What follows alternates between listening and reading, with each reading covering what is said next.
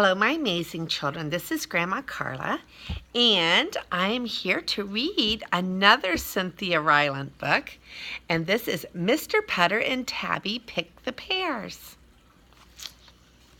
Chapter 1. Pear Jelly.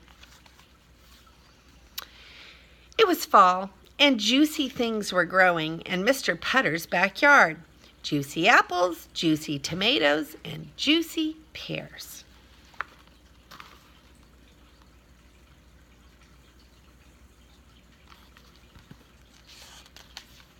Mr. Putter walked with his fine cat Tabby among the juicy things, and he dreamed.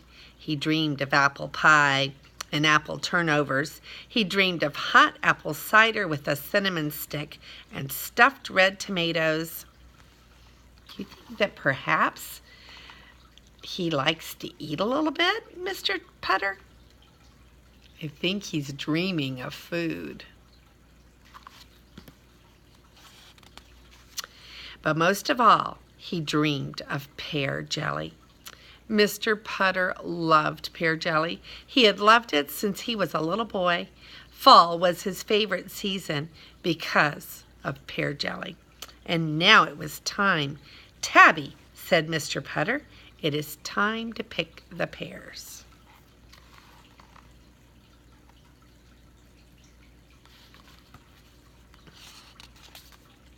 Tabby loved it when Mr. Putter said it was time to do something.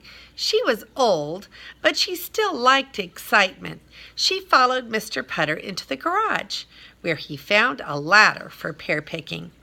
Then they went to the backyard, where all the excitement was. There they are in the garage, getting a ladder. And there's Tabby up on a high shelf. Tabby doesn't need a ladder, does she? Chapter 2. Cranky Legs. Mr. Putter had a problem. It was a ladder problem. Mr. Putter set his ladder against the pear tree, but he couldn't get up the ladder. Last year he got up the ladder, but this year he had cranky legs. Cranky legs, cranky knees, and cranky feet. Poor Mr. Putter.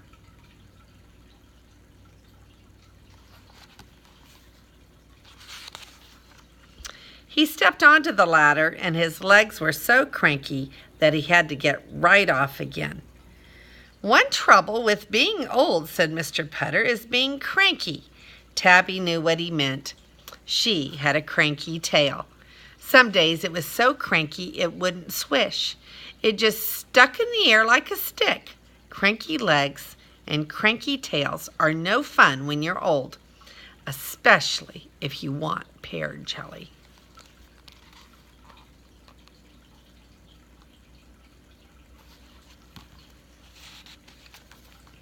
Mr. Putter looked at the pears still in his tree, and he thought. He thought, and he thought, and thought. Tabby curled herself up and waited.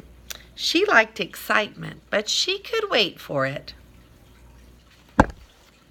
Look at Tabby. She's in the little basket looking like she's about ready to take a nap. And Mr. Putter is thinking. Chapter 3. Zing.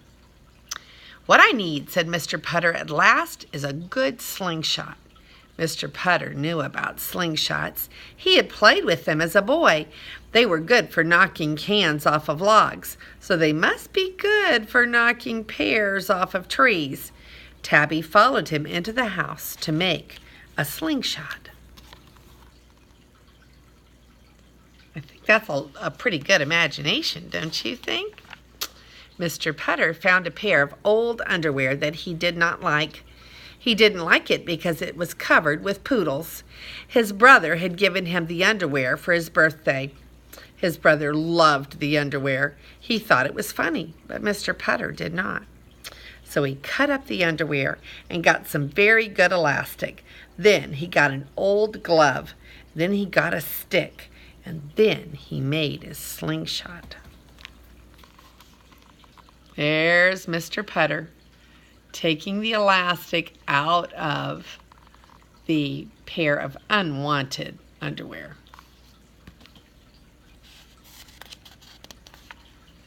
Mr. Putter and Tabby went back to the pear tree.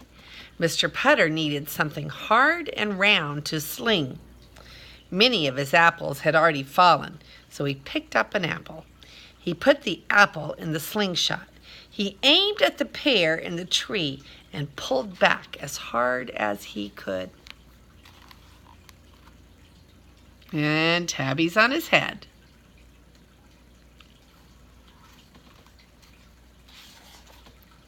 Zing! The hard round apple went flying up, up, up, over Mr. Putter's pear tree, over Mr. Putter's apple tree, over Mr. Putter's chimney, over Mr. Putter's house. Mr. Putter and Tabby watched as it flew out of sight. Said Mr. Putter, and he picked up another apple. Look at that apple fly. Whoa. Zing! Up, up, up, over, over, over, out of sight. Wow, said Mr. Putter. He was smiling.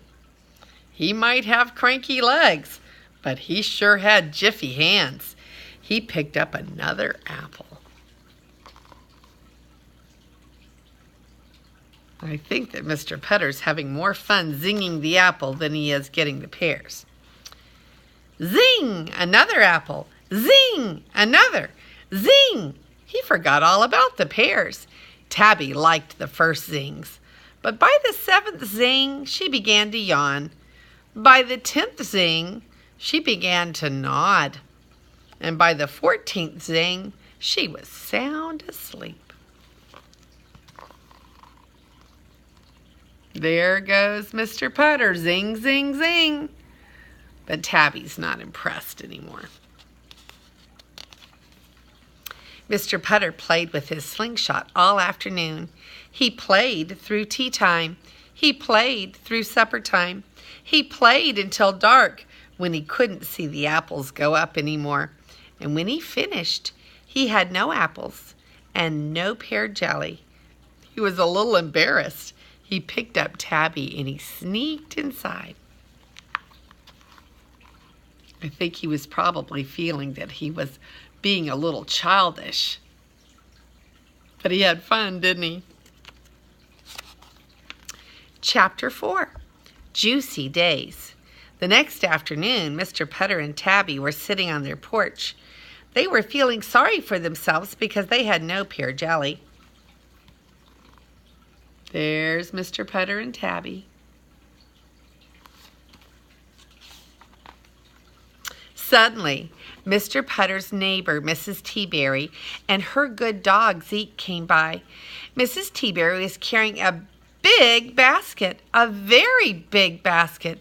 She said to Mr. Putter, "It's amazing. When I woke up this morning, there were dozens of apples in my front yard.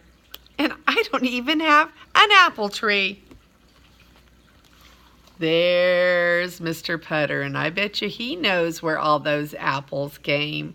Look at that big, big basket. Mr. Putter looked at Tabby. "Amazing," he said. "So I made an apple feast," said Mrs. Teaberry. In the basket, she had 14 apple turnovers, 5 apple pies, 6 apple jellies, and a gallon of hot apple cider with cinnamon sticks. Look at all of that apple goodness. The page is full of apple goodness. Look at that.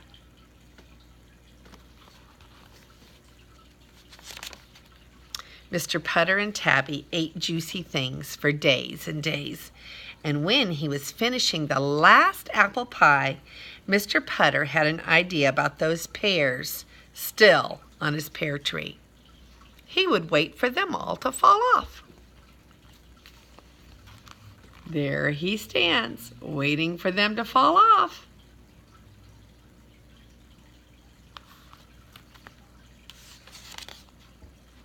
Then he would get his slingshot and start zinging. Is he singing the pears all over to Mrs. T-Berry's house?